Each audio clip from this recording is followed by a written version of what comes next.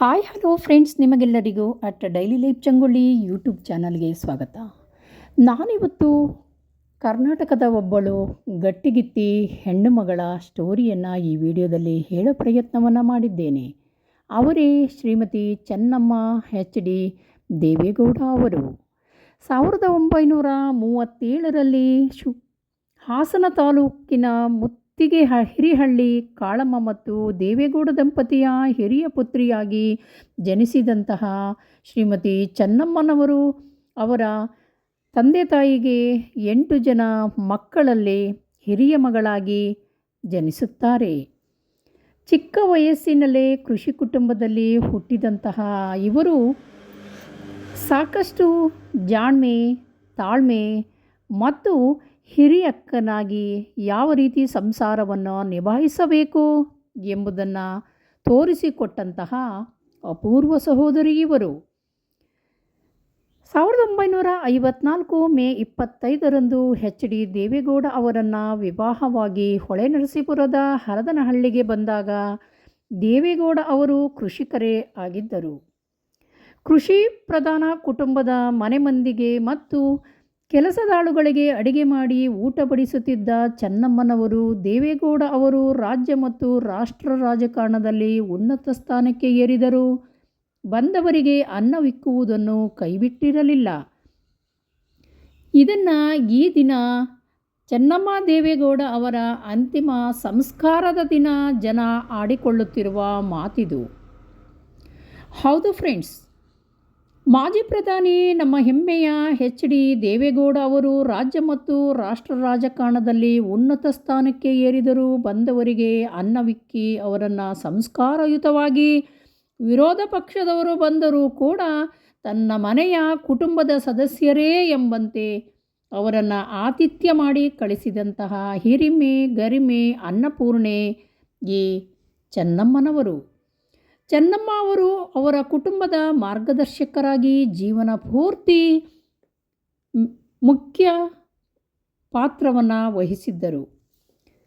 Wear there is a successful man there is a woman ಅನ್ನೋ ಮಾತಿದೆ. Friends, ಈ ಮಾತಿಗೆ ಅನ್ವರ್ಥನಾಮವಾಗಿ ನಡೆದುಕೊಂಡಂತಹ ಈ ಒಂದು ಚೆನ್ನಮ್ಮ ದೇವೇಗೌಡ ಅವರು ಒಬ್ಬ ಕೃಷಿಕರ ಕುಟುಂಬದ ಸೊಸೆಯಾಗಿ ಹೋದರೂ ಕೂಡ ಎಚ್ ಡಿ ದೇವೇಗೌಡ ಎಂಬ ಸಾಮಾನ್ಯ ಕೃಷಿಕ ವ್ಯಕ್ತಿಯನ್ನು ದೇಶದ ಪ್ರಧಾನಿಯನ್ನಾಗಿ ಮಾಡುವಲ್ಲಿ ಚೆನ್ನಮ್ಮ ಅವರ ಅಪೂರ್ವವಾದ ಸಹಿಷ್ಣುತೆ ಮತ್ತು ಕುಟುಂಬವನ್ನು ಯಾವ ರೀತಿ ಒಬ್ಬಳು ಹೆಣ್ಣು ಮಗಳು ನಡೆಸಿಕೊಂಡು ಉನ್ನತ ಸ್ಥಾನಕ್ಕೆ ಒಯ್ಯಬಲ್ಲಳು ಎಂಬುದಕ್ಕೆ ತಕ್ಕ ನಿದರ್ಶನವಾಗಿದೆ.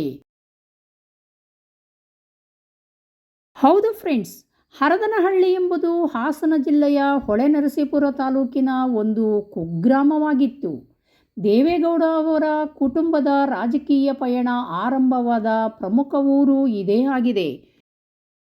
ಇದು ಕೃಷಿ ಪ್ರಧಾನ ಗ್ರಾಮವಾಗಿದ್ದು ಅಕ್ಕಿ, ಕಬ್ಬು, ತೆಂಗು ಮತ್ತು ಇತರೆ ಕಾಳು ಬೇಳೆಗಳನ್ನು ಬೆಳೆಯಲು ಪ್ರಸಿದ್ಧವಾಗಿದೆ. ಹೊಳೆನರಸೀಪುರ ಹಾಗೂ ಹೇಮಾವತಿ ನದಿ ಪ್ರದೇಶದ ಸಮೀಪ ಇರುವುದರಿಂದ ಈ ಭಾಗವು ಫಲವತ್ತಾದ ಕೃಷಿ ಭೂಮಿಯನ್ನು ಹೊಂದಿದೆ. ಫ್ರೆಂಡ್ಸ್, ಹಾಸನ ತಾಲೂಕಿನ ಮುತ್ತಿಗೆ ಹಿರಿಹಳ್ಳಿ ಕಾಳಮ್ಮ ಮತ್ತು ದೇವೇಗೌಡ ಅವರ ಮಗಳಾದ ಶ್ರೀಮತಿ ಚೆನ್ನಮ್ಮನವರು 1954 ಮೇ 25ರಂದು ನಮ್ಮ ಮಾಜಿ ಪ್ರಧಾನಿ ಎಚ್ ಡಿ ದೇವೇಗೌಡ ಅವರಿಗೆ ಸತಿಯಾಗಿ ಬಂದು ಹರದನಹಳ್ಳಿಯ ಹೊಸಿಲನ್ನು ತೊಳೆದು ಸೊಸೆಯಾಗಿ ಬರುತ್ತಾರೆ. ಇವರಿಗೆ 4 ಜನ ಮಕ್ಕಳು. ಅವರಲ್ಲಿ 3 ಜನ ಗಂಡು ಮಕ್ಕಳು, H D Balakrishnagowda, H D Revanna, H D Kumaraswamy ಹಾಗೂ ಇವರಿಗೆ ಏಕೈಕ ಮಗಳು ಅನಸೂಯ ಡಾಕ್ಟರ್ ಮಂಜುನಾಥ್. ಜಯದೇವ ಹೃದ್ರೋಗ ಆಸ್ಪತ್ರೆಯಲ್ಲಿ ಹೆಸರಾಂತ ವೈದ್ಯರಾಗಿ ನಿವೃತ್ತಿಯಾಗಿರುವಂತಹ ಡಾಕ್ಟರ್ ಮಂಜುನಾಥ್ ಅವರು ಈ ಒಂದು ಕುಟುಂಬದ ಏಕೈಕ ಅಳಿಯನಾಗಿದ್ದಾರೆ. ಹಾಗೆಯೇ ಇವರಿಗೆ ಸುಮಾರು 10 ಮಂದಿ ಮೊಮ್ಮಕ್ಕಳಿದ್ದಾರೆ. ಈ ಮೊಮ್ಮಕ್ಕಳಲ್ಲಿ ಸಾರ್ವಜನಿಕವಾಗಿ ಹೆಸರು ಮಾಡಿದಂತಹ ನಿಖಿಲ್ ಕುಮಾರಸ್ವಾಮಿ, ಪ್ರಜ್ವಲ್ ರೇವಣ್ಣ ಮತ್ತು ಸೂರಜ್ ರೇವಣ್ಣ ಅವರ ಹೆಸರನ್ನು ಉಲ್ಲೇಖಿಸಬಹುದಾಗಿದೆ. ಫ್ರೆಂಡ್ಸ್, ಮಾಜಿ ಪ್ರಧಾನಿ ಎಚ್ ಡಿ ದೇವೇಗೌಡ ಅವರ ಊರು ಹರದನಹಳ್ಳಿ ಆದರೂ ಕೂಡ ಅಲ್ಲಿಂದ 4-5 ಕಿಲೋಮೀಟರ್ ದೂರದಲ್ಲಿರುವಂತಹ ಶ್ರೀ ಲಕ್ಷ್ಮೀ ರಂಗನಾಥ ಸ್ವಾಮಿ ದೇವಾಲಯದ ತಪ್ಪಲಿನಲ್ಲಿ ಅವರ ಪತ್ನಿಯಾದಂತಹ ಶ್ರೀಮತಿ ಚೆನ್ನಮ್ಮನವರ ಅಂತ್ಯಕ್ರಿಯೆಯನ್ನು ಮಾಡಲು ಕುಟುಂಬದ ಸದಸ್ಯರು ಯಾಕೆ ನಿಶ್ಚಯ ಮಾಡಿದರು ಅಂದರೆ ಅದು ಅವರ ಮನೆದೇವರು ಮತ್ತು ಕುಲದೇವರು ಎಂದು ಹೇಳಲಾಗಿದೆ. ಹಾಸನ ಜಿಲ್ಲೆಯ ಹೊಳೆನರಸೀಪುರ ತಾಲೂಕಿನ ಹಳೆಕೋಟೆಯಲ್ಲಿ ಇರುವಂತಹ ಶ್ರೀ ಲಕ್ಷ್ಮೀನಾಥ ಸ್ವಾಮಿ ಈ ದೇವಾಲಯವು ಹಲವು ಶತಮಾನಗಳ ಇತಿಹಾಸವನ್ನು ಹೊಂದಿದ್ದು ಪ್ರಾಚೀನ ವೈಷ್ಣವ ಕ್ಷೇತ್ರವೆಂದು ಪ್ರಸಿದ್ಧಿಯಾಗಿದೆ. ದೇವಾಲಯದ ಮುಖ್ಯ ದೈವ ಶ್ರೀ ರಂಗನಾಥ ಸ್ವಾಮಿ ಆದಿಶೇಷನ ಮೇಲೆ ಶಯನವಿರುವ ಭಂಗಿಯಲ್ಲಿ ವಿರಾಜಮಾನವಾಗಿದ್ದಾರೆ. ಉದ್ಭವ ಮೂರ್ತಿಯಂತೆ ಕಂಡುಬರುವಂತಹ ಶಿವಲಿಂಗವು ಲಕ್ಷ್ಮೀ ರಂಗನಾಥ ಸ್ವಾಮಿಯ ಮೂಲ ಮೂರ್ತಿ ಎಂದು ನಂಬಲಾಗಿದೆ. ಬನ್ನಿ ಫ್ರೆಂಡ್ಸ್, ಈಗ ಲಕ್ಷ್ಮೀ ರಂಗನಾಥ ಸ್ವಾಮಿಯ ದೇವಸ್ಥಾನದ ಒಳಗಡೆ ಹೋಗೋಣ. ಇಲ್ಲಿನ ಇತಿಹಾಸವನ್ನು ಇನ್ನಷ್ಟು ತಿಳಿದುಕೊಳ್ಳೋಣ. ಇನ್ನೊಂದು ವಿಶೇಷತೆ ಎಂದರೆ ಫ್ರೆಂಡ್ಸ್, ಇದು ನಾನು ಕೆಲವು ತಿಂಗಳ ಹಿಂದೆ ಮಾಡಿದಂತಹ ವಿಡಿಯೋ ಆಗಿದೆ. ಆದರೆ ಈ ದಿನ ಶ್ರೀಮತಿ ಚೆನ್ನಮ್ಮ ಎಚ್ ಡಿ ದೇವೇಗೌಡ ಅವರ ಪಾರ್ಥಿವ ಶರೀರವನ್ನು ಇಲ್ಲೇ ಸಕಲ ವಿಧಿವಿಧಾನಗಳೊಂದಿಗೆ ಅಂತ್ಯ ಸಂಸ್ಕಾರವನ್ನು ಮಾಡಲು ಕುಟುಂಬಸ್ಥರು ಒಮ್ಮತದಿಂದ ನಿರ್ಣಯಿಸಿದ್ದಾರೆ. ಇದಕ್ಕೆ ಕಾರಣ ಎಂದರೆ ಈ ಒಂದು ಲಕ್ಷ್ಮೀ ರಂಗನಾಥ ಸ್ವಾಮಿಯ ದಯೆಯಿಂದಲೇ ಅವರ ಕುಟುಂಬ ರಾಜ್ಯ ಅಲ್ಲದೆ ದೇಶದ ಅತ್ಯುನ್ನತ ಸ್ಥಾನವನ್ನು ಏರಲು ಕಾರಣವಾಯಿತು ಎಂಬ ನಂಬಿಕೆಯವರ ಕುಟುಂಬಸ್ಥರಲ್ಲಿದೆ. ಕುಟುಂಬದಲ್ಲಿ ಯಾವುದೇ ಕಾರ್ಯಕ್ರಮಗಳನ್ನು ನೆರವೇರಿಸಲು ಮತ್ತು ಚುನಾವಣೆಯಲ್ಲಿ ನಾಮಪತ್ರವನ್ನು ಸಲ್ಲಿಸುವ ಮೊದಲು ಮತ್ತು ಯಾವುದೇ ಹಬ್ಬ ಹರಿದಿನಗಳಲ್ಲಿ ಈ ಒಂದು ದೇವಸ್ಥಾನಕ್ಕೆ ಕುಟುಂಬಸ್ಥರು ಪೂಜೆ ಸಲ್ಲಿಸಿ ನಂತರವೇ ತಮ್ಮ ಕೆಲಸ ಕಾರ್ಯಗಳಿಗೆ ಮುಂದಡಿ ಇಡುವಂತಹ ಸಂಪ್ರದಾಯ ಎಚ್ ಡಿ ದೇವೇಗೌಡ ಕುಟುಂಬದ್ದಾಗಿದೆ. ಫ್ರೆಂಡ್ಸ್, ಈ ದೇವಾಲಯದ ವಾಸ್ತುಶಿಲ್ಪದಲ್ಲಿ ಹೊಯ್ಸಳ ಮತ್ತು ವಿಜಯನಗರ ಕಾಲದ ಶೈಲಿಯ ಪ್ರಭಾವವನ್ನು ನಾವು ನೋಡಬಹುದಾಗಿದೆ.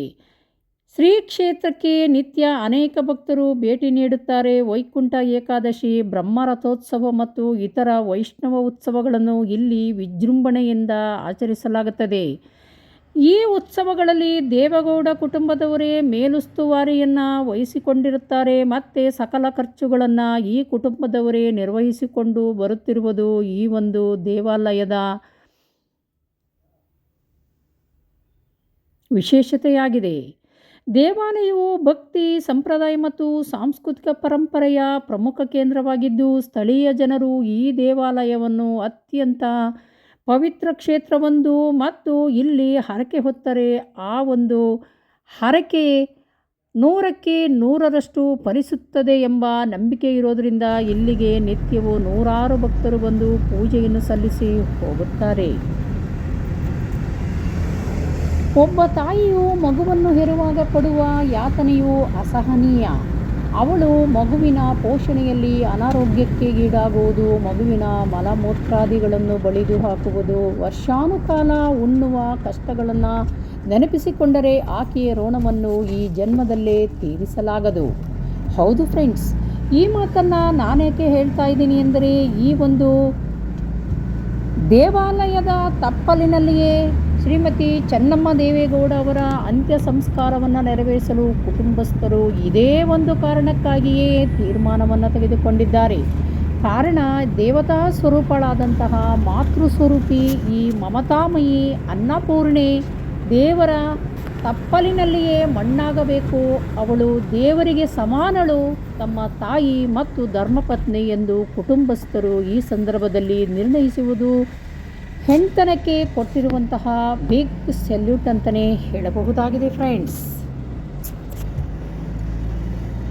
ರಾಜಕೀಯ ಜೀವನದಲ್ಲಿ ತಮ್ಮನ್ನು ಗುರುತಿಸಿಕೊಂಡಿರುವಂತಹ ಎಚ್ ಡಿ ಕುಮಾರಸ್ವಾಮಿ ಮತ್ತು ಅವರ ಪತ್ನಿ ಮಾಜಿ MLA ಆಗಿದ್ದಂತಹ ಅನಿತಾ ಕುಮಾರಸ್ವಾಮಿ ಹಾಗೂ ಎಚ್ ಡಿ ರೇವಣ್ಣ ಮತ್ತು ಅವರ ಧರ್ಮಪತ್ನಿ ಭವಾನಿ ರೇವಣ್ಣ ಅವರ ಭವಿಷ್ಯಕ್ಕೆ ಬುನಾದಿ ಹಾಕಿದಂತಹ ಈ ಲಕ್ಷ್ಮೀ ರಂಗನಾಥ ಸ್ವಾಮಿಯ ದೇವಾಲಯದ ಆಶೀರ್ವಾದವೇ ಅವರ ಕುಟುಂಬವನ್ನು ಕಾಯುತ್ತಿದೆ ಎಂಬ ದೃಢವಾದ ನಂಬಿಕೆ ಈ ಕುಟುಂಬಕ್ಕಿದೆ. ಹಾಗಾಗಿಯೇ ದೇವಸ್ಥಾನದ ಈ ಒಂದು ತಪ್ಪಲಿನಲ್ಲಿಯೇ ದೇವತಾ ಸ್ವರೂಪಿ ಮಮತಾಮಯಿಯಾದಂತಹ ಅವರ ಕುಟುಂಬದ ದೇವತೆ ಎಂದೇ ಅವರು ಕರೆಯಲ್ಪಡುವಂತಹ ಶ್ರೀಮತಿ ಚೆನ್ನಮ್ಮ ಅವರನ್ನು ದೇವರ ಸನ್ನಿಧಿಯ ತಪ್ಪಲಿನಲ್ಲಿಯೇ ಮಣ್ಣು ಮಾಡುವಂತಹ ಒಂದು ತೀರ್ಮಾನಕ್ಕೆ ಬಂದಿದ್ದಾರೆ ಎಂದು ಹೇಳಲಾಗಿದೆ. ಮಾಜಿ ಪ್ರಧಾನಿ ಎಚ್.ಡಿ. ದೇವೇಗೌಡ ಅವರು ದೇಶದ ಉನ್ನತ ಸ್ಥಾನದ ಪ್ರಧಾನಮಂತ್ರಿ ಹುದ್ದೆಯನ್ನು ಏರಿದರೂ ಕೂಡ ಈ ಒಂದು ಹರದನಹಳ್ಳಿಯಲ್ಲಿ ಅವರು ಇಟ್ಟಿರುವಂತಹ ಭಕ್ತಿ ಭಾವ ಮತ್ತು ಋಣದ ಭಾವನೆಯನ್ನು ಅವರೆಂದು ಮರೆತಿಲ್ಲ. ಅವರು ದೂರದ ಬೆಂಗಳೂರಿನಲ್ಲಿ ಇತ್ತೀಚಿನ ವರ್ಷಗಳಲ್ಲಿ ನೆಲೆಸಿದ್ದರೂ ಕೂಡ ಆಗಾಗ ತಮ್ಮ ಹುಟ್ಟೂರು ತಾವು ಜನ್ಮ ತಳೆದ ಈ ಒಂದು ಊರಿಗೆ ಆಗಾಗ ಭೇಟಿ ನೀಡಿ ಇಲ್ಲಿನ ಲಕ್ಷ್ಮೀ ರಂಗನಾಥ ಸ್ವಾಮಿ ದೇವಸ್ಥಾನಕ್ಕೆ ಪೂಜೆಯನ್ನು ಸಲ್ಲಿಸಿ ಅವರ ಹರದನಹಳ್ಳಿಯಲ್ಲಿ ಉಳಿದುಕೊಂಡು ನಂತರ ಬೆಂಗಳೂರಿಗೆ ತೆರಳುತ್ತಿರುವುದು ಅವರ ಕುಟುಂಬದ ವಾಡಿಕೆಯಾಗಿದೆ. ಹೊಳೆನರಸೀಪುರದ ಈ ಒಂದು ದೇವಸ್ಥಾನವು ಎಚ್.ಡಿ. ರೇವಣ್ಣ ಅವರ ಮನೆಯಿಂದ ಸುಮಾರು 10 ಕಿಲೋಮೀಟರ್ ದೂರದ ಆಗುತ್ತದೆ. ಹಾಗೆ ಹೊಳೆನರಸೀಪುರದ ಲಕ್ಷ್ಮೀ ರಂಗನಾಥ ದೇವಸ್ಥಾನ ಮತ್ತು ಹರದನಹಳ್ಳಿಗೆ ಸುಮಾರು 4 ರಿಂದ 5 ಕಿಲೋಮೀಟರ್ ದೂರವಾಗುತ್ತದೆ.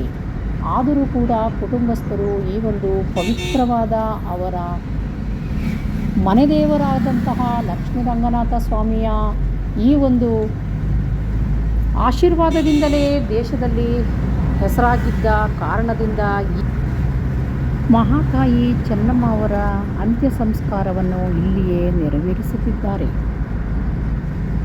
ಫ್ರೆಂಡ್ಸ್, ಸಾಮಾನ್ಯ ರೈತ ಕುಟುಂಬದ ಮಹಿಳೆಯೊಬ್ಬಳು ಸಾಮಾನ್ಯ ಗೃಹಸ್ಥ ಕೃಷಿಕ ಎಚ್.ಡಿ. ದೇವೇಗೌಡ ಅವರನ್ನು ಮದುವೆಯಾಗಿ ತನ್ನ ಸಂಸಾರದ ಕೀರ್ತಿ ಪತಾಕೆಯನ್ನು ದೇಶದ ತುತ್ತ ತುದಿ ದೆಹಲಿಯಲ್ಲಿ ಹಾರಿಸಿದಂತಹ ಈ ಒಂದು ಹೆಣ್ಣು ಮಗಳ ಯಶೋಗಾಥೆಗೆ ಈ ಒಂದು ಎಪಿಸೋಡ್ ಸಮರ್ಪಣೆಯಾಗುತ್ತಿದೆ.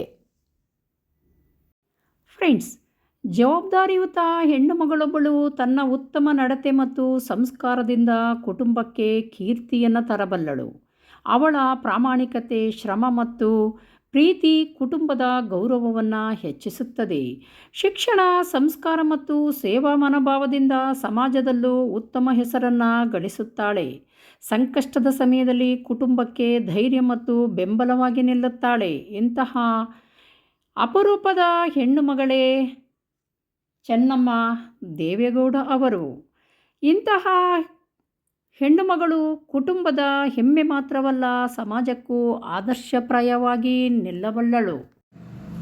ಫ್ರೆಂಡ್ಸ್, ಭಕ್ತಿ ಎಲ್ಲಿರುತ್ತದೆಯೋ ಶಕ್ತಿಯೂ ಅಲ್ಲಿರುತ್ತದೆ ಎಂಬ ಮಾತಿಗೆ ಅನುವರ್ತನವಾಗಿ ಶ್ರೀ ಲಕ್ಷ್ಮೀ ರಂಗನಾಥ ಸ್ವಾಮಿ ದೇವಸ್ಥಾನಕ್ಕೆ ಜೀವನದಲ್ಲಿ ಒಮ್ಮೆ ಭೇಟಿ ಕೊಡಿ ಅಂತ ಹೇಳ್ತಾ ಈ ವಿಡಿಯೋವನ್ನು ಚೆನ್ನಮ್ಮ ದೇವೇಗೌಡ ಅವರಿಗೆ ಸಮರ್ಪಣೆ ಮಾಡ್ತಾ ಮಹಾತಾಯಿಗೆ ಒಂದು ಸೆಲ್ಯೂಟನ್ನು ಹೇಳ್ತಾ ಸಹಸ್ರಾರು ಹೆಣ್ಣು ಮಕ್ಕಳಿಗೆ ಮಾದರಿ ಹೆಣ್ಣು ಮಗಳು ಚೆನ್ನಮ್ಮ ದೇವೇಗೌಡ ಅಂತ ಹೇಳ್ತಾ ಈ ವಿಡಿಯೋವನ್ನು ಮುಗಿಸ್ತಾ ಇದ್ದೀನಿ. Thank you for watching at daily life Changolli YouTube channel.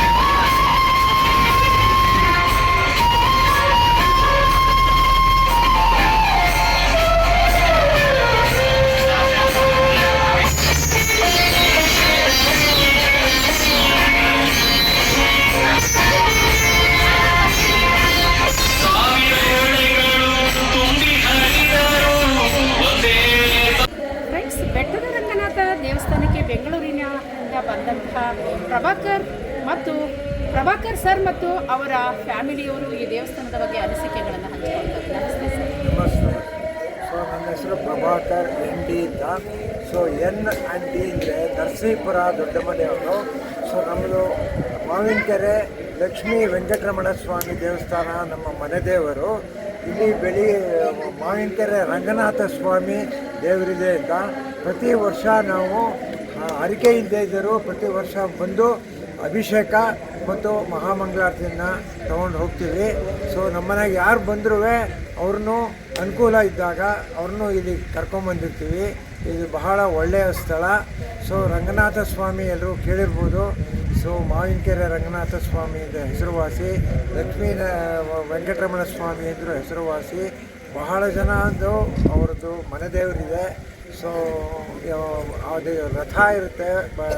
ಇದು ಆ ದಿವಸ ಬರೋಕ್ಕಾಗದೇ ಇದ್ದರೆ ಬಾಕಿ ದಿವಸ ಬಂದು ಪೂಜೆ ಸಲ್ಲಿಸಿ ಹೋಗ್ತೀವಿ. ಆಶೀರ್ವಾದ ಪಡೆದು ಲಕ್ಷ್ಮೀ ನರಸಿಂಹ ರಂಗನಾಥ ಸ್ವಾಮಿ ದೇವಸ್ಥಾನ ಮಾಡ್ಕೊಂಡು ಹೋಗ್ತೀವಿ. ವರ್ಷಕ್ಕೊಮ್ಮೆ ಭೇಟಿ ಕೊಡ್ತೀವಿ ನಾವು.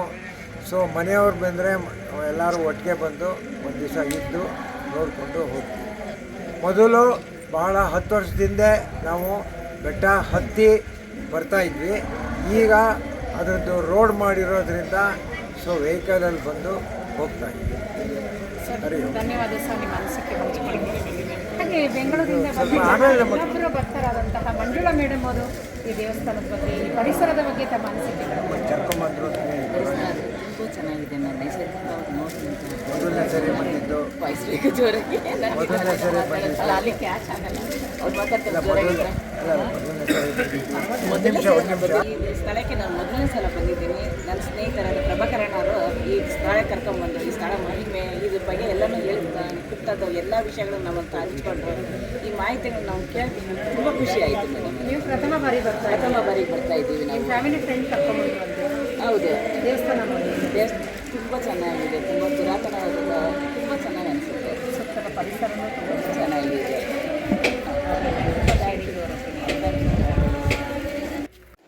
ಫ್ರೆಂಡ್ಸ್, ಇದೇ ಸಂದರ್ಭದಲ್ಲಿ ಹಳೆಯ ತಲೆಮಾರಿನ ಬಗ್ಗೆ 4 ಮಾತುಗಳನ್ನು ಹೇಳಲೇಬೇಕು.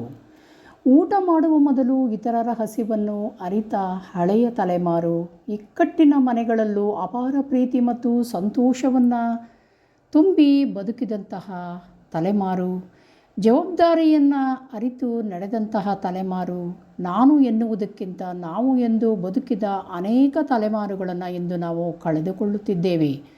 ಪದವಿಗಳಿಲ್ಲದಿದ್ದರೂ ಜೀವನವನ್ನೇ ಓದಿದ ತಲೆಮಾರುಗಳು, ಗಡಿಯಾರವಿಲ್ಲದಿದ್ದರೂ ಸಮಯವನ್ನು ಬಳಸಿದಂತಹ ತಲೆಮಾರು, ಹಾಗೆಯೇ GPS ಇಲ್ಲದಿದ್ದರೂ ಗುರಿಯನ್ನು ನಿಖರವಾಗಿ ತಲುಪಿದಂತಹ ಹಳೆಯ ತಲೆಮಾರುಗಳನ್ನು ಇಂದು ಕಳೆದುಕೊಳ್ಳುತ್ತಿದ್ದೇವೆ. ತಂತ್ರಜ್ಞಾನವಿಲ್ಲದಿದ್ದರೂ ಸುಖ ಸಂತೋಷದಿಂದ ಬದುಕಿದ ತಲೆಮಾರುಗಳು, AC ಅಥವಾ ಕೂಲರ್ ಇಲ್ಲದಿದ್ದರೂ ತೆರೆದ ಗಾಳಿಯಲ್ಲಿ ಸುಖವಾಗಿ ನಿದ್ರಿಸಿದಂತಹ ಹಳೆಯ ತಲೆಮಾರುಗಳು ಮಾಯವಾಗುತ್ತಿವೆ.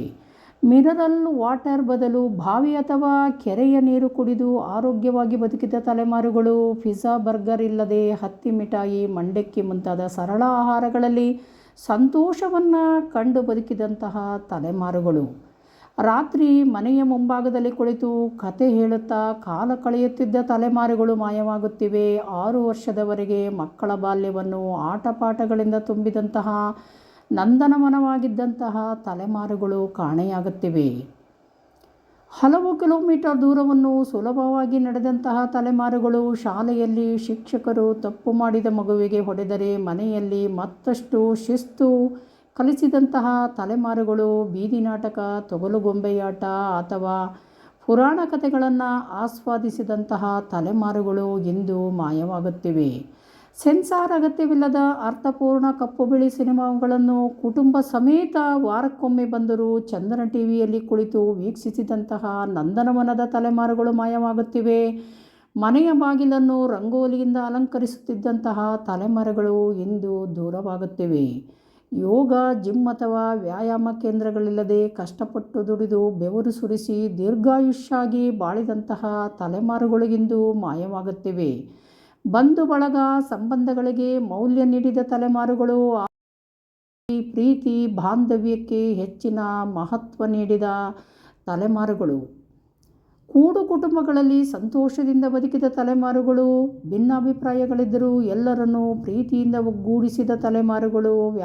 ಕಾಲರಾಯನ ಕರೆಗೆ ಓಗೊಟ್ಟು ಪ್ರಕೃತಿಯಲ್ಲಿ ಪಂಚಭೂತಗಳಲ್ಲಿ ಲೀನವಾಗುತ್ತಿವೆ. ಹಿಂದಿನ ಅಜ್ಜ ಅಜ್ಜಿಯಂದಿರು, ತಂದೆ ತಾಯಿಗಳು, ಚಿಕ್ಕಪ್ಪ ಚಿಕ್ಕಮ್ಮಂದಿರು, ದೊಡ್ಡಪ್ಪ ದೊಡ್ಡಮ್ಮಂದಿರು, ಅತ್ತೆ ಮಾವಂದಿರು, ಬಂಧು ಬಳಗ, ಅಕ್ಕಪಕ್ಕ ನೆರೆಹೊರೆ ಇವರುಗಳು ಒಂದು ನಂದನವನದಂತೆ ಬದುಕುತ್ತಿದ್ದರು. ಫ್ರೆಂಡ್ಸ್, ಈ ಮಾಹಿತಿ ಹಾಸನ ಜಿಲ್ಲೆಯ ಹೊಳೆನರಸೀಪುರ ತಾಲೂಕಿನ ಹರದನಹಳ್ಳಿಯ HD ದೇವೇಗೌಡ ಅವರ ಫ್ಯಾಮಿಲಿಗೆ ಸಂಬಂಧಿಸಿದ್ದು, ಹಾಗೆ ಅವರ ಮನೆ ದೇವರಾದಂತಹ ಬೆಟ್ಟದ ಲಕ್ಷ್ಮೀ ರಂಗನಾಥ ದೇವರ ಬಗ್ಗೆ ನೀಡಿದಂತಹ ಮಾಹಿತಿಯಾಗಿದೆ. ಫ್ರೆಂಡ್ಸ್, ಮೊದಲ ಬಾರಿಗೆ ನಮ್ಮ ಚಾನಲ್ ನೋಡ್ತಾ ಇದ್ದರೆ ದಯವಿಟ್ಟು ಸಬ್ಸ್ಕ್ರೈಬ್ ಮಾಡ್ಕೊಂಡು ನೋಡಿ. ಹಾಗೆ ಎಪಿಸೋಡ್ ಇಷ್ಟ ಆದರೆ ಫ್ರೆಂಡ್ಸ್ ಆ್ಯಂಡ್ ಫ್ಯಾಮಿಲಿ ಮೆಂಬರ್ಗಳಿಗೆ ಶೇರ್ ಮಾಡಿ ಅಂತ ಹೇಳ್ತಾ ಈ ಎಪಿಸೋಡ್ ಮುಗಿಸ್ತಾ ಇದ್ದೀನಿ. ಹಾಗೆಯೇ ತುಂಬು ಕುಟುಂಬದಲ್ಲಿ ಹುಟ್ಟಿ ತುಂಬು ಕುಟುಂಬವನ್ನು ಸೇರಿ ಭವ್ಯ ಬಾಳನ್ನು ಬೆಳಗಿದಂತಹ ಶ್ರೀಮತಿ ಚೆನ್ನಮ್ಮ ದೇವೇಗೌಡ ಅವರಿಗೆ ಅಂತಿಮ ನಮನಗಳನ್ನು ಸಲ್ಲಿಸುತ್ತಾ ಈ ಎಪಿಸೋಡ್ ಮುಗಿಸ್ತಾ ಇದ್ದೀನಿ. ಫ್ರೆಂಡ್ಸ್,